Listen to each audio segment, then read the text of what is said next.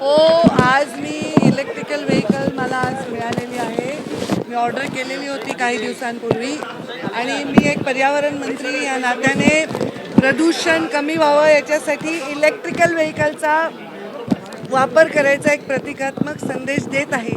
आपल्याला long distance जर्नीसाठी problem होत आहे, त्याच्यातही इनोव्हेशन होतीलच, पण आता मुंबईतल्या मुंबईत तरी मला ते शक्य होईल आणि मी ते वापरलं तर माझ्या अनेक लोकांना हेच आव्हान असेल की इलेक्ट्रिकल व्हेकल आपण वापरावं.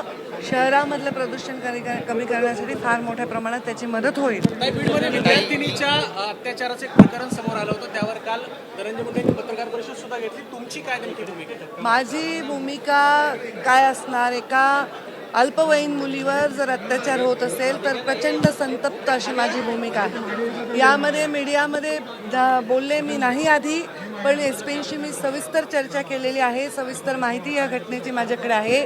त्या मुलीच्या पालकांशी पण मी बोललेली आहे आणि अशा आणखी काही केसेस असतील तर त्यांचाही शोध घ्यावा आणि त्याची संपूर्ण चौकशी करावी असे आदेश मी एसपींना दिलेले आहेत. यात राजकीय पाठबळ असल्याचा आरोप केला जातोय. संदीप क्षीरसागरांचा कुठेतरी याला वरदहस्त आहे असं देखील आरोप करण्यात येतो. हा आरोपी असतो, तो राईट लेफ्ट हँड कोणाचा असतो याला अर्थ नाही. शासनाच्या दृष्टीने त्याच्यावर कारवाई तशीच झाली पाहिजे जशी एका अल्पवयीन मुलीवर अत्याचार करणाऱ्या माणसाच्यावर कारवाई झाली पाहिजे. अत्यंत कठोर अशी कारवाई होईल. जो क्लास चालक व्यक्ती आहे त्यांना अनेकांचे क्लासेस देखील त्या ठिकाणचे बंद केले. वर्षभरापासून त्या मुलींसंदर्भामध्ये आरोप समोर येत आहेत. काय सत्यता आहे त्यासमोर?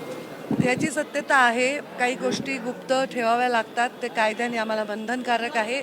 एखाद्या मुलीच्या बाबतीत अशी घटना घडली, मी सांगितलं, मी पालकांशी बोलले, त्यांचं मनोधैर्य वाढवण्याचा प्रयत्न केला. मुलीला पण मी भेटणार आहे, पण मी त्याची कुठे मीडियात चर्चा करणार नाही आणि ते मीडियासमोरही करणार नाही, कारण ते माझं धर्म आहे की त्याचं पूर्ण आपण गुप्तता पाळली पाहिजे. एबीपी माझा, उघडा डोळे बघा नीट.